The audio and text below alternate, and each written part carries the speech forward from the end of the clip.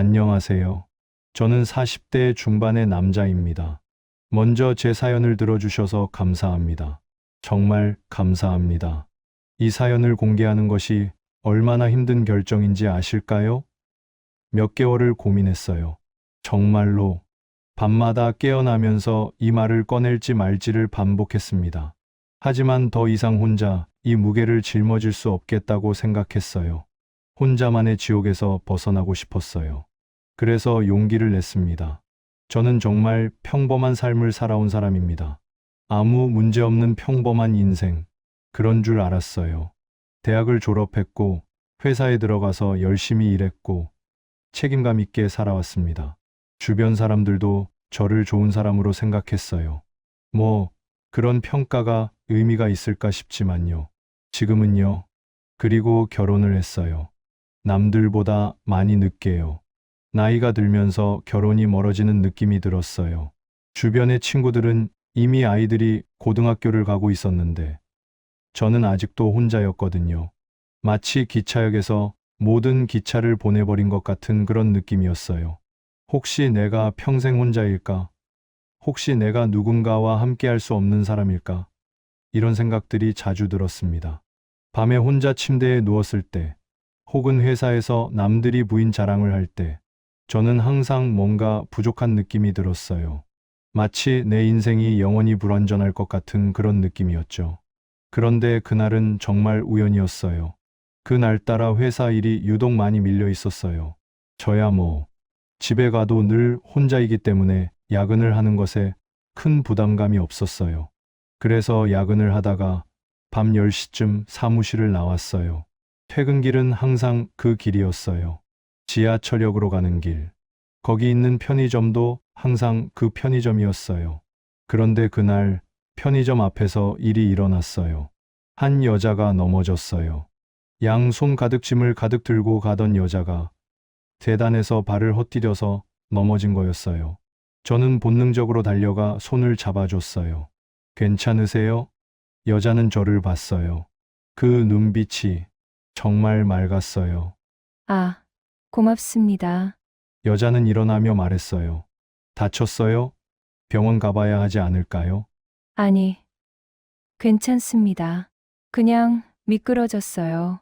하지만 여자의 손목이 부어 있었어요. 아니 봐요, 손목이 부어 있어요. 한번 병원 가 봅시다. 저는 그렇게 말했어요. 여자는 처음엔 거절했어요. 하지만 저는 계속했어요. 결국 저는 여자를 병원에 데려갔어요. 검사 결과는 염좌였어요. 심하지는 않지만 몇 주 정도는 조심해야 한다는 거였어요. 병원을 나왔을 때 벌써 자정이 넘어 있었어요.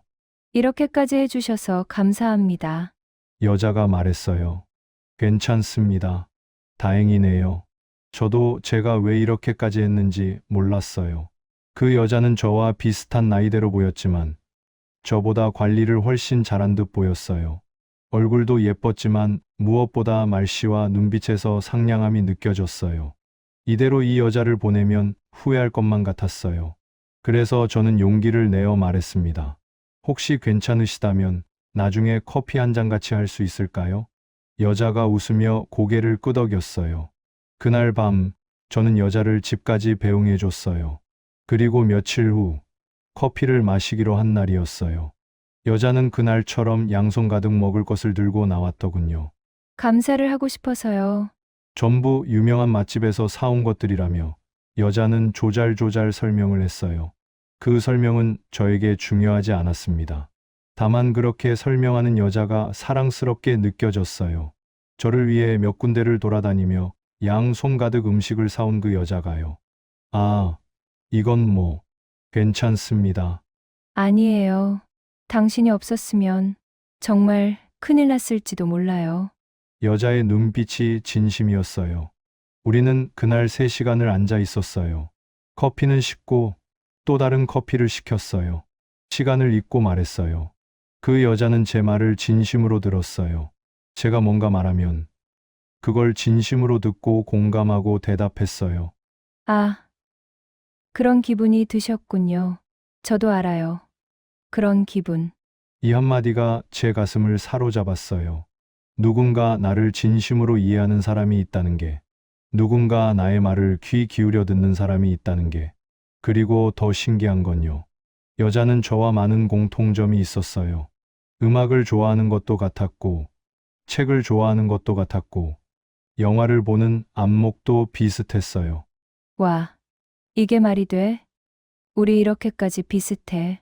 여자가 웃으면서 말했어요. 운명인가 봐요. 저는 농담처럼 말했어요. 맞아요. 뭔가 처음 보는 사람 같지 않은 끌림이 있어요. 여자가 진지하게 말했어요.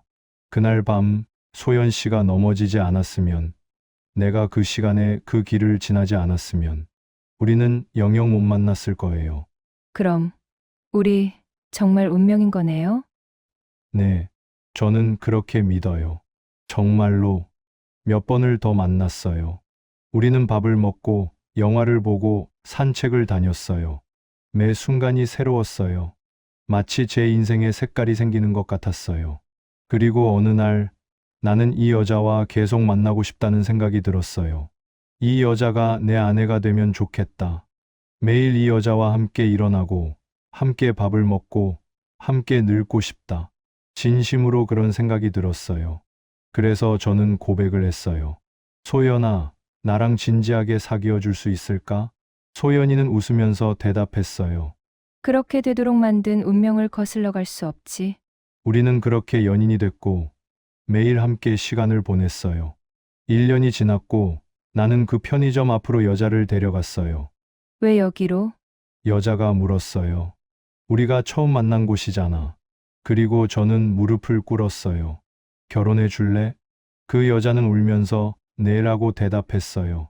정말로 운명이 정해준 만남이라고 그때는 생각했어요. 우주가 우리를 이어주셨다고 생각했어요. 하지만 한 가지 문제가 있었어요. 아버지였습니다. 아버지는 이 결혼을 극렬하게, 정말 극렬하게 반대했어요. 사귀는 여자가 있다고 했을 때만 해도 뛸듯이 기뻐하셨던 부모님이었어요. 늦은 나이에 드디어 장가를 간다고 하니 그럴만도 하셨죠. 그런데 처음 여자친구를 보여준 자리에서 아버지는 노기를 띠며 일찍 집에 가버리셨어요. 처음엔 이해가 안 갔어요. 아버지는 뭐가 문제셨어요? 제가 아버지께 물었어요. 아버지, 왜요? 소연이 좋은 여자잖아요. 직업도 있고 성격도 좋고. 아버지는 말씀하지 않으셨어요. 그냥 고개만 저었어요. 아버지, 제발 이유라도 말씀해 주세요. 이 결혼은 절대로 안 된다. 이게 마지막 말이다. 아버지, 더 이상 말하지 마. 아버지는 정말 단호했어요. 마치 다른 선택지가 없다는 듯이요. 저는 계속 물었어요. 부인 앞에서도 물었고, 혼자 아버지한테 찾아가서도 물었어요. 아버지, 제발 이유를 말씀해 주세요. 뭐가 문제인데요? 제가 뭘 잘못했어요? 소연이가 뭘 잘못했어요? 하지만 아버지는 대답이 없었어요. 결혼 준비를 하면서 저는 정말 괴로웠어요. 제 인생에서 가장 행복해야 할 시간이 뭔가 어두워졌거든요. 마치 저주받은 것 같은 기분이 들었어요. 결혼식 보름 전 저는 아버지한테 최후 통첩을 했어요. 아버지, 저는 이 여자와 결혼할 거예요. 아버지가 반대해도 아버지가 나오지 않아도 할 거예요. 왜냐하면 이미 40을 넘겼고 이 여자가 아니면 내 인생은 계속 불완전할 것 같기 때문이에요. 아버지는 아무 말도 하지 않으셨어요. 그냥 등을 돌리고 방으로 들어가셨어요. 아버지, 하지만 문은 닫혔어요. 그날 밤 저는 정말 울었어요. 아버지와 싸우면서까지 이 결혼을 강행하는 게 맞을까? 라는 생각이 들었거든요. 하지만 동시에 생각했어요. 이건 내 인생이다. 아버지의 것이 아니다. 결혼식은 조용했어요. 아버지는 참석했지만 내내 표정이 좋지 않으셨어요. 마치 피치 못할 이유로 나온 것처럼요.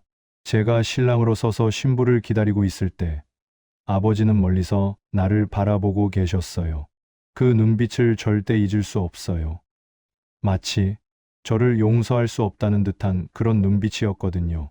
신부가 들어왔어요. 내 아내가 들어왔어요. 정말 아름다웠어요. 그 순간이 제 인생에서 가장 행복한 순간이었어요. 우리는 반지를 교환했고 그렇게 부부가 됐습니다. 하지만 아버지의 그 표정이 자꾸만 떠올랐어요. 제 가장 행복한 날에도요. 결혼 후 우리는 작은 아파트에서 신혼생활을 시작했어요. 첫날 밤 아내가 이전에 살던 짐을 옮기면서 웃고 있었어요. 와, 우리 집이다. 드디어 우리 집이네. 그 말을 들으니까 뭔가 가슴이 철렁했어요. 이제 더 이상 되돌릴 수 없다는 생각이 들었거든요. 하지만 동시에 행복했어요. 매일이 새로웠어요. 회사에서 돌아오면 아내가 있었어요. 밥을 해주고 얘기를 들어주고 안아줬어요. 나는 처음으로 누군가와 함께 산다는 게 이렇게 좋을 수 있다는 걸 알았어요. 그리고 한 가지 신기한 일이 일어났어요. 아내가 아버지 댁을 자주 찾아가기 시작한 거예요. 저는 처음엔 이상했어요. 여보, 우리 부모님은 그렇게 자주 와도 된다고 하셨잖아. 당신 힘들 텐데. 하지만 아내는 웃었어요. 괜찮아. 내가 가고 싶어. 시아버지도 보고 싶고, 시어머니도 보고 싶고. 아내는 매주 한두 번은 부모님 댁으로 찾아갔어요. 처음엔 아버지가 어색해하는 것 같았어요. 하지만 시간이 지나면서 달라졌어요. 아니, 달라진 것처럼 보였어요. 아내는 아버지의 생활을 신경 써 주기 시작했어요. 한 번은 아내가 아버지 좋아하실 식재료를 사다 줬어요. 아버지, 이거 좋아하시지 않아요? 아버지는 대답 대신 고개를 약간 끄덕였어요. 다른 날은 아내가 아버지 옷을 챙겨 다녔어요. 아버지, 이 옷 어때요? 요즘 입으세요? 아버지는 괜찮아 라고만 했지만 뭔가 불편해 보였어요. 그럼에도 아내는 계속 찾아갔어요. 시간이 지나면서 저는 신기한 일들을 관찰하기 시작했어요. 아내가 아버지를 저보다 더 잘 알고 있었어요. 한 명절이었어요. 우리가 아버지 댁에 함께 갔어요. 식탁에 음식들이 있었는데 엄마가 해준 반찬들이었어요. 그런데 아내가 갑자기 손을 들었어요. 아, 아버지, 이거는 어떠세요? 이거 좋아하실 것 같은데. 아내는 조용히 아버지께 무언가를 내밀었어요. 아버지의 표정이 변했어요. 뭔가 깊어진 표정이라고 할까요? 마치 뭔가 복잡한 감정을 느끼는 것처럼요. 어떻게 알았어? 아, 아버지가 이런 맛을 좋아하시는 것 같아서 좀 관찰했어요. 관찰했어? 아내는 웃으면서 말했어요. 네. 아버지 취향 파악하는 게 재밌어요. 저는 그때 정말 감동했어요. 여보, 내가 평생 못 본 것도 다 봤네. 아내는 웃었어요. 그런 건 뭐, 원하는 사람 취향을 알아가는 건 재미있는 거지. 다른 날도 있었어요. 우리가 가족이 함께 저녁을 먹고 있었어요. 엄마가 갑자기 아내를 칭찬했어요. 요즘 소연이 얼굴이 좋아 보이네. 요즘 뭐 해? 아내는 웃으면서 대답했어요. 아, 요즘 어머니 몸 생각해서 밤에 한약 재료 공부하고 있어요. 아버지도 요즘 기력이 떨어지신 것 같아서요. 엄마가 놀랐어요. 어, 그건 대단한데. 너무 착하네. 우리 아가. 그때 아버지의 얼굴이 변했어요.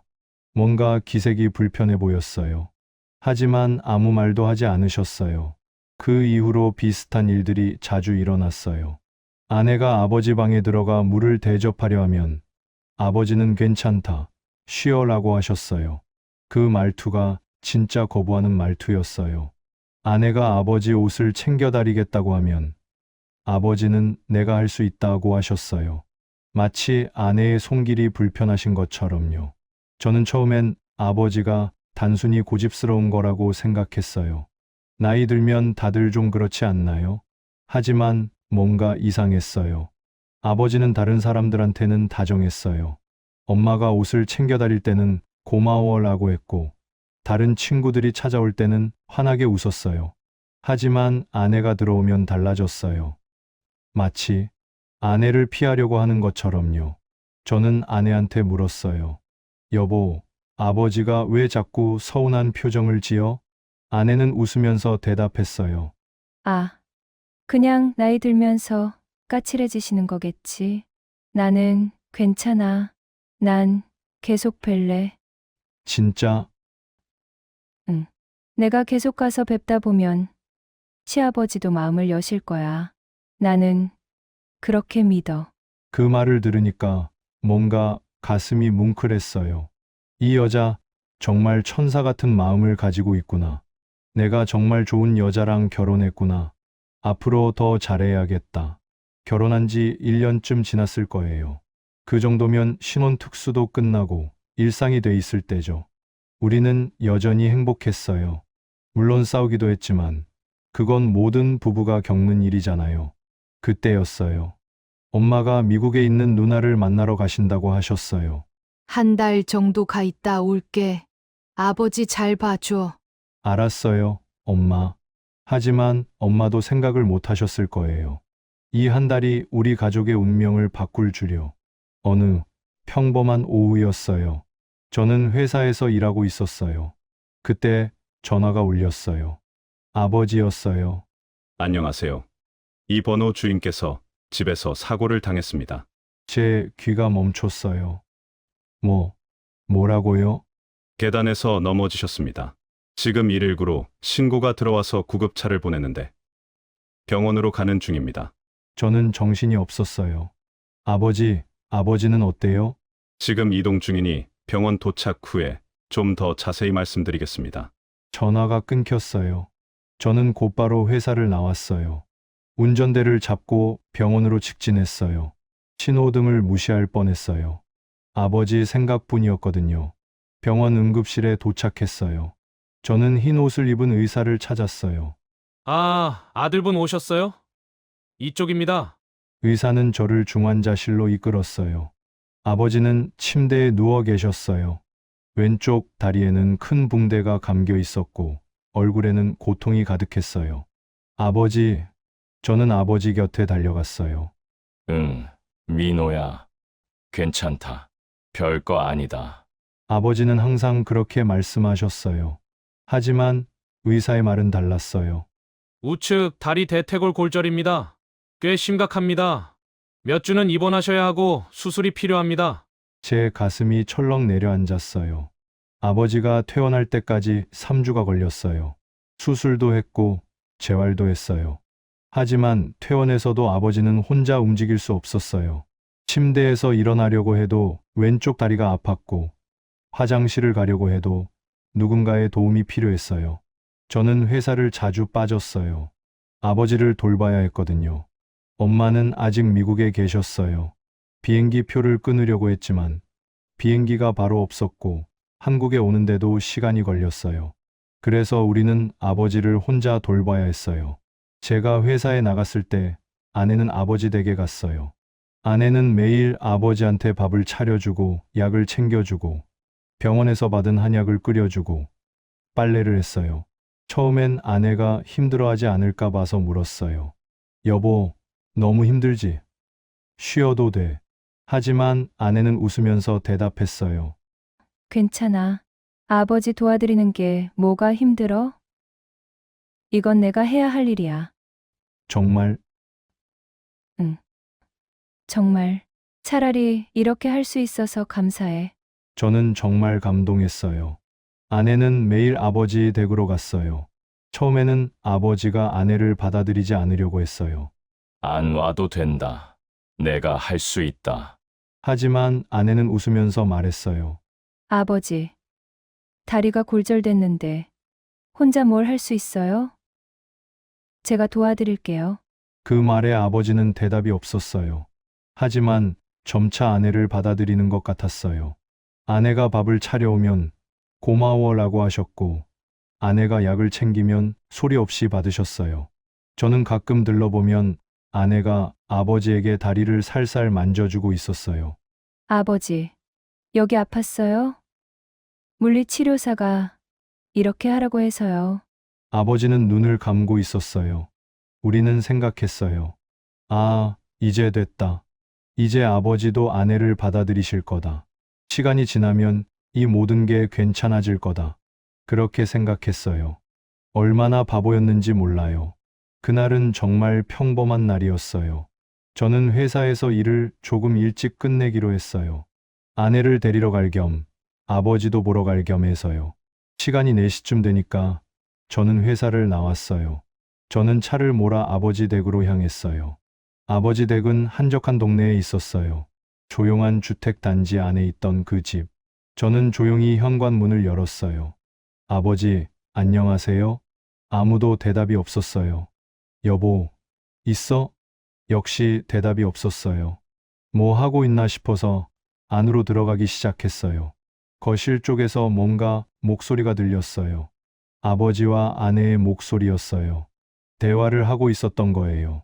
제가 오는 소리도 못 듣고 처음엔 일상적인 대화인 줄 알았어요. 아버지, 밥은 괜찮으세요? 응, 맛있다. 다리는 좀 나아지셨어? 점점 나아지는 것 같아. 너 덕분이다. 그런 대화들이었어요. 저는 현관에서 신발을 벗지 말고 기다렸어요. 아버지와 아내의 대화 시간을 방해하고 싶지 않았거든요. 그런데 대화의 주제가 변했어요. 아내의 목소리가 떨리고 있었어요. 아버지, 이제 저 아는 척 좀 해주세요. 그 순간 뭔가 이상한 기운이 흘렀어요. 마치 뭔가 크고 검은 것이 다가오는 것 같은 그런 기운이 말이에요. 저는 현관에서 고개를 들었어요. 그게 무슨 말이냐? 아버지의 목소리가 들렸어요. 자꾸 옛날 얘기만 하면 모른 척 하시잖아요. 제가 이렇게까지 하는데 아버지는 답이 없었어요. 20년 동안 제 생각한 적 한 번도 없으세요? 그렇게 떠나가 놓고 그 순간 저는 뭔가 끔찍한 일이 일어나려고 한다는 걸 직감했어요. 하지만 저는 계속 들었어요. 그걸 하지 말아야 한다는 걸 알면서도요. 기억 안 난다. 거짓말 하지 마세요. 소연이는 절규했어요. 울고 있었습니다. 아버지, 아니 교수님, 우리 진짜 사랑했잖아요. 그때 왜 그렇게 가버리신 거예요? 소연이의 말에 심장이 쿵 떨어지는 기분이었습니다. 머릿속이 하얘지고 온몸이 차갑게 식었습니다. 사랑이라고? 내가 잘못 들은 거겠지. 지난 일 얘기할 거면 나가라. 네가 있는 상황 자체가 난 불편하니까. 자꾸 거짓말만 하시네요. 교수님도 저 보고 좋았잖아요. 제가 맨날 와서 병수 밟으니까 좋으시잖아요. 그런 적 없다. 거짓말. 옛날부터 비겁하세요. 한 번이라도 솔직하게 말해주시면 안 돼요? 민호 보기 부끄럽지 않느냐? 교수님이 어떻게 그런 말을 해요? 내 인생에서 가장 사랑한 사람은 교수님이라는 거 알잖아요. 저는 더 이상 견딜 수 없었어요. 현관에서 거실로 나갔어요. 뭐 하는 거야? 나의 외침이 거실을 뒹굴었어요. 아내와 아버지가 깜짝 놀라서 나를 봤어요.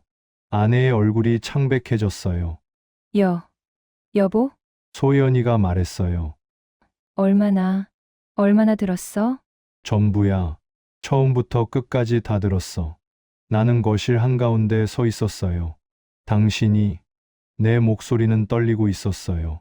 당신이 내 아버지랑, 그것도 모자라서 20년을 그 감정을 가지고 있었어? 그리고 나랑 결혼했어? 아내가 입을 열려고 했어요. 말하지 마!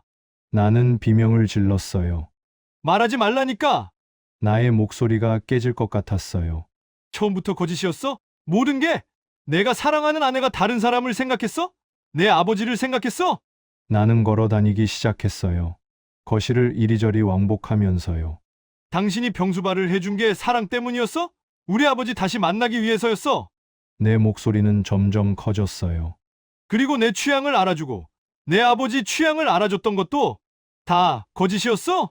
아내가 아니야 라고 말했어요. 하지만 나는 들을 수 없었어요. 난 뭐야?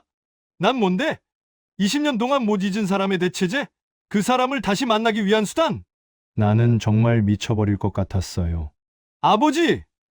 나는 아버지를 바라봤어요. 당신은 뭐예요? 아버지도 말 좀 해봐요. 아버지는 입을 꾹 닫고 침대에 누워만 계셨어요. 당신은 내 아버지잖아요. 내 아내를 어떻게 그럴 수가 있어요? 지금까지 아내를 밀어내시던 게 그런 감정 때문이었어요? 나는 정말 비명을 지르고 있었어요. 20년 전 다른 여자를 사랑하셨던 거예요? 어머니가 있고 내가 있는데 저를 낳으신 와중에도 다른 여자를 사랑했던 거예요? 내 어머니가 계신데. 아버지가 눈과 입을 꾹 닫았어요. 얼굴 위로 한 줄기 눈물이 흘렀습니다. 미안하다. 민호야. 하지만 그 미안함은 너무 늦었어요. 미안해서 되는 건가요?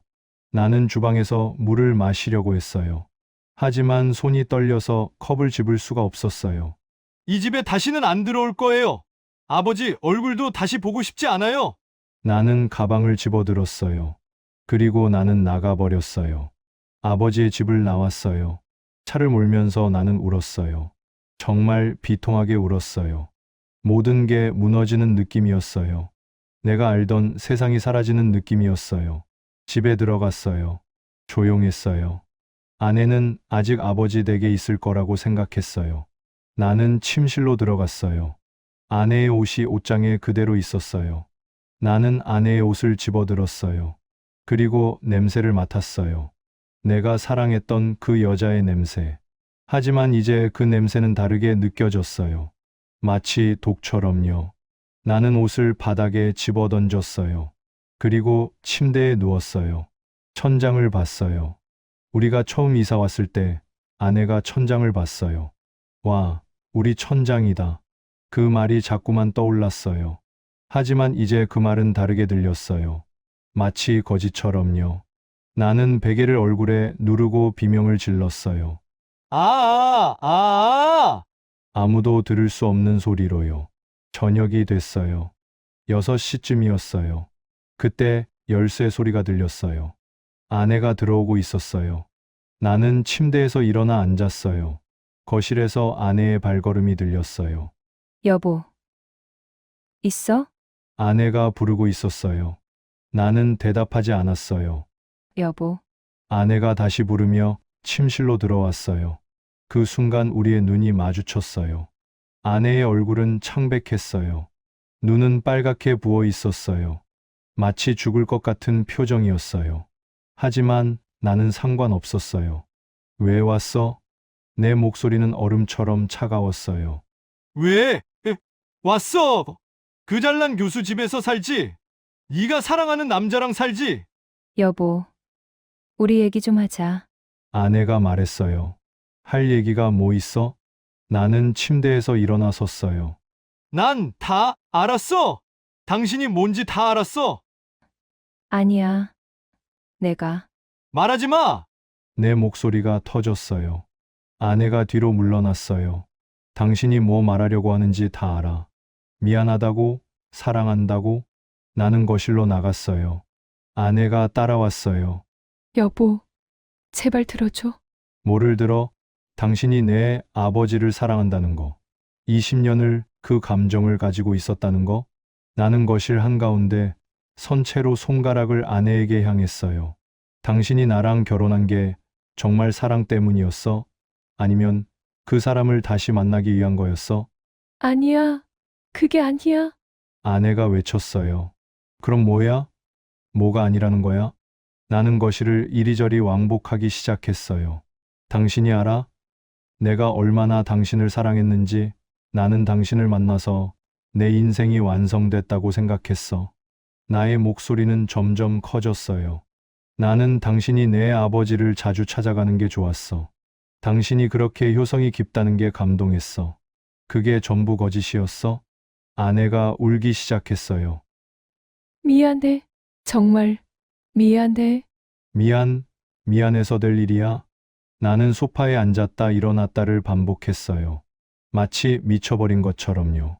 내 아버지가 당신을 밀어냈던 게 그 감정 때문이었어? 당신이 자주 찾아가는 게 힘들어서 그랬어? 아내는 울면서 고개를 끄덕였어요. 그럼 병수발은 뭐였어? 사랑이었어? 아니면 그 사람을 다시 보기 위한 거였어? 아니야. 진짜 아니야. 난 너를 도와주고 싶었어. 거짓말하지 마. 당신이 내 아버지 방에 앉아서 뭐라고 했어? 내가 옆방에서 들었어. 당신이 병수발이 즐겁다고 했잖아. 그게 즐거웠어? 그 사람한테 가까워질 수 있어서? 나는 정말 미쳐버릴 것 같았어요. 당신이 아버지 취향을 알아냈던 것도 다 그 사람이 좋아서였어? 날 위한 게 아니라? 아내가 대답하지 않았어요. 그 침묵이 나의 모든 의심을 확인시켜줬어요. 아, 그렇구나. 다 그런 거구나. 나는 소파에 무너져 앉았어요. 내 머리를 두 손으로 감싸고요. 더러워, 더러워. 당신도, 내 아버지도 다 더러워. 더러운 것들. 나의 목소리는 더 이상 화가 아니었어요. 절망이었어요. 당신이 나를 사랑한 적이 있어? 진짜로? 아내가 다가왔어요. 여보, 난 너를 정말 사랑했어. 진심으로. 그게 거짓이 아니야. 하지만 나는 그 말을 들을 수 없었어요. 진심으로, 진심으로 내 아버지를 생각하면서, 진심으로 내 옆에 누워 있으면서도 다른 남자를 생각하면서 나는 소파에서 일어나 섰어요. 아내와의 거리를 띄웠어요. 마치 아내가 무섭다는 듯이요. 당신 말 좀 듣자. 정확하게 말해줘. 상견례 때 내 아버지를 봤을 때 당신 심장이 뛰었어? 아내는 대답하지 않았어요. 그 침묵이 저를 죽였어요. 나는 거실로 나갔어요. 그리고 현관에 앉아 버렸어요. 마치 이 집이 나의 것이 아닌 것처럼요. 당신을 언제부터 모르는 사람이 됐어? 나는 아내에게 물었어요. 우리가 처음 만난 그 편의점 앞에서 당신이 나를 봤을 때 당신 마음 어딘가에는 그 사람이 있었어? 아내는 울면서 고개를 떨어뜨렸어요. 그 고개를 떨어뜨린 행동만으로도 모든 걸 알 수 있었어요. 그렇구나. 운명이었다고 했는데 운명이 뭐예요? 우주가 뭐예요? 다 거짓이었어? 나는 정말 울고 싶었어요. 하지만 눈물이 안 나왔어요. 마치 모든 감정이 말라버린 것처럼요. 이제 뭐예요? 이혼? 그냥 헤어지는 거? 당신이 그 사람 곁으로 가는 거? 아니야. 절대로 그런 거 아니야. 아내가 외쳤어요. 그럼 뭐야? 당신이 우리 집에 계속 있으면서, 밤에는 내 옆에 누워 있으면서, 마음으로는 내 아버지를 생각하는 거? 나는 현관 바닥에 누웠어요. 마치 모든 힘을 빼버리고 싶은 것처럼요. 당신이 내 아버지한테 당신이 내 인생에서 가장 사랑한 사람이라고 했어. 정말 그래? 진짜로? 아내는 대답하지 못했어요. 나 이거 어떻게 견뎌? 매일 밤 이 생각을 하면서, 당신을 볼 때마다 이 생각을 하면서 나는 정말 미쳐버릴 것 같았어요. 당신이 내 밥을 만들어줄 때, 당신이 내 손을 잡을 때, 당신이 내 이름을 부를 때, 모두가 거짓이었어? 아니야. 그건 진짜야. 아내가 비명을 질렀어요. 뭐가 진짜야? 뭐가? 나는 일어나 섰어요. 당신이 내 아버지를 병수발할 때 눈빛이 다르더라. 아, 그게 사랑이었구나. 그게 진짜 사랑이었구나. 나는 거실의 벽을 주먹으로 쳤어요. 아내가 비명을 질렀어요. 여보, 손을 봐, 손이. 하지만 나는 상관없었어요. 다시 쳤어요. 아! 여보, 제발, 제발. 아내가 내 손을 잡았어요.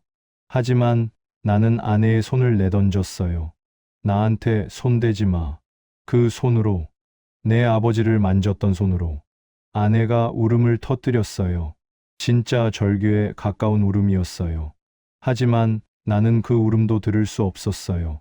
나는 침실로 들어가 버렸어요. 그리고 문을 잠궜어요. 아내의 울음소리가 거실에서 계속 들렸어요. 나는 침실에서 밤새도록 깨어 있었어요. 천장을 봤어요. 우리가 처음 이사 왔을 때를 생각했어요. 아내가 얼마나 행복해했는지를 생각했어요. 그리고 그 행복이 모두 거짓이었을 수도 있다는 생각에 가슴이 찢어졌어요. 새벽 2시쯤 거실에서 아내의 울음소리가 들렸어요. 새벽 4시쯤 아내가 침실 문 앞에 앉아 있었어요. 나는 그걸 알았어요. 하지만 문을 열지 않았어요. 새벽 6시쯤 나는 회사에 전화를 했어요. 오늘 회사 못 갈 것 같습니다. 아무 이유도 되지 않았어요. 그리고 다시 누웠어요. 더 이상 세상을 보고 싶지 않았거든요. 그리고 며칠 후 아내가 내 방으로 들어왔어요. 다 얘기해 줄래? 거짓말 없이. 그래서 아내는 말했어요. 모든 걸. 대학생 시절 아버지와의 만남부터 그 사랑, 그리고 그 이별, 20년 동안 그 감정을 가지고 살아온 것. 나를 만났을 때 아버지와 비슷한 뭔가를 느꼈던 것. 상견례에서 아버지를 봤을 때의 심정. 그리고 병수발을 하면서 다시 살아난 그 감정. 모든 걸 말했어요. 그때 나는 막 입학한 대학교 신입생이었다. 그리고 그 교수님을 강의실에서 처음 만났다. 처음 강의를 들었을 때 정말 매료됐어. 교수님은 다른 교수님들이랑은 달랐으니까. 강의는 마치 예술 같았고, 말씀은 시 같았고, 그냥 모든 게, 정말 모든 게 다 멋진 사람이었다. 나는 강의실에서 수업을 듣는 것보다 교수님을 바라보는 것에 더 집중했어. 어떤 표정을 짓는지, 어떤 손짓을 하는지, 정말 세세하게 관찰했어. 그리고 어느 순간부터 깨달았어. 아, 내가 이 사람을 사랑하고 있구나. 첫사랑이 뭔지 이제 알 것도 같다. 이런 생각이 들었거든. 처음엔 뭘 어떻게 해야 할지 몰랐어.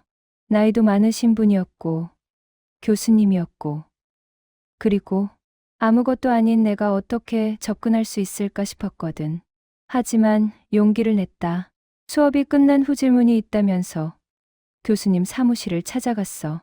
처음엔 정말 학업과 관련된 질문이었어. 하지만 점차 그게 아니게 되어버렸어. 난 그때 정말 행복했어. 교수님을 만날 수 있다는 기대로 매일 밤을 새웠어. 강의를 기다렸고, 당신을 기다렸고, 내 인생이 완전히 변했어. 어느 날부터 우리는 학교 밖에서 만나게 됐다. 처음엔 정말 설렜어. 마치 금지된 뭔가를 하는 듯이요. 근데 뭔가 부족했어. 뭔가 자꾸 갈증이 났어. 이 남자를 가지고 싶었어. 우리는 커피를 마셨어. 학교 근처는 꿈도 못 꿨고, 큰 카페는 가지도 못했지. 우리는 또 영화를 봤어. 어두운 곳에서, 사람이 제일 없는 시간에. 우리는 교수님 차를 타고 드라이브를 했어. 아무도 우리를 볼 수 없게. 그리고 그날이 왔어. 내 인생에 힘들었던 날, 그날 밤 우리는 선을 넘었어. 나는 엄마밖에 없었다. 아빠는 내가 어릴 때 돌아가셨고, 엄마 혼자 나를 키웠다. 엄마는 낮에는 간호사로, 밤에는 다른 일까지 하면서 나한테 최고의 엄마가 되려고 했다. 그런데 그날이 갑자기 찾아왔다. 그날 오후, 나는 학교에서 강의를 듣고 있었다. 평범한 월요일이었어. 그때 내 폰이 울렸어. 엄마 직장에서 걸려온 전화였지. 엄마가 쓰러졌다고? 뇌졸중이라고 했어. 그 말을 듣는 순간 난 이 세상이 멈춘 것 같았어. 나는 강의실을 뛰쳐나갔어. 병원으로 달려갔어. 택시를 타고 계속 울면서 병원에 도착했을 때 엄마는 중환자실에 있었어. 얼굴의 절반이 마비되어 있었고 눈도 제대로 뜰 수 없었어. 의사는 말했어. 회복 가능성이 있지만 오래 입원해야 합니다라고. 그 말을 듣는데 눈앞이 까매졌어. 그때 교수님한테 연락이 왔어. 강의 시간에 뛰쳐나갔으니 뭔 일인가 해서 전화가 온 거야. 나는 울면서 모든 이야기를 했고 교수님이 병원으로 와줬어. 오느라 정신없는 날 대신해서 여러 가지 일 처리를 해주고 날 집까지 데려다 줬어. 그날 밤 나는 처음으로 엄마 없이 그 집에 혼자 있었어. 처음으로 나는 혼자였어. 엄마가 없이 그 집에 혼자 있는 건 처음이었어. 항상 엄마가 있었거든. 밤이 깊어지면서 정말 무서워졌어. 집이 너무 조용했거든. 엄마가 없는 집은 마치 죽은 집 같았어. 엄마의 코골이도 안 들렸고, 엄마의 발자국도 안 들렸고, 엄마의 목소리도 안 들렸어. 나는 침대에 누웠어요. 하지만 잠을 잘 수 없었어. 자꾸만 생각이 들었거든. 엄마가 죽으면 어떻게 하지? 엄마가 다시 걸을 수 없으면 어떻게 하지? 이런 생각들이 정말 자꾸만 들었어. 밤이 깊어지자 정말 참을 수 없었어. 혼자라는 생각이 정말 컸어. 그때 날씨는 정말 안 좋았어. 빗소리는 자꾸 크게 들렸고 번개까지 쳤어. 마치 하늘도 나를 저주하는 것 같았어. 나는 무작정 집을 나갔어. 우산도 쓰지 않고 계속 걸어갔어. 처음엔 어디로 가야 할지도 몰랐어. 하지만 발이 자꾸 그쪽으로 향했어. 학교로. 교수님이 있을지도 모르는 연구실로. 비가 자꾸 내렸어. 내 옷은 흠뻑 젖고 얼굴도 젖었어. 눈물인지 빗물인지 구분이 되지 않았어. 길을 가면서 나는 계속 울었어. 엄마, 엄마, 라고 부르면서 나는 정말 혼자라고 생각했어. 세상에 나 혼자 남겨진 것 같았어. 연구실에 도착했을 때 아무도 없는 그 어두컴컴한 학교 복도에서 연구실 문 밑으로 불빛이 새어나올 때 나는 생각했어. 아, 이 남자가 있구나. 이 어둡고 추운 복도 같은 내 인생에. 그건 운명 같았어. 이 시간까지 교수님이 연구실에 남아 있었던 게 꼭 날 기다리고 있는 것처럼 느껴졌어. 나는 문을 열었어. 목소리가 나왔어. 누구세요? 라고. 나는 그 음성을 듣는 순간 정말 무너져 내렸어. 교수님이 나를 봤을 때 정말 깜짝 놀라신 것 같았어. 놀라서 여러 가지를 물어보셨지만 나는 대답할 수 없었고 그냥 울기만 했어. 교수님은 나를 안으로 들여서 손수건을 건넸어. 그리고 자신의 외투를 벗어 나에게 입혀줬지. 추웠어. 너무 추워서 그냥 교수님을 안았어. 그리고 나는 처음으로 누군가한테 온전히 안겼어. 교수님만이 나를 품어주실 수 있는 분이었어. 그리고 그 밤 우리는 서로를 온전히 필요로 했어. 나는 누군가의 품이 필요했고 교수님도 뭔가 외로움을 가지고 계신 것 같았어. 그리고 그 밤 우리는 선을 넘었어. 돌아올 수 없는 그 선을.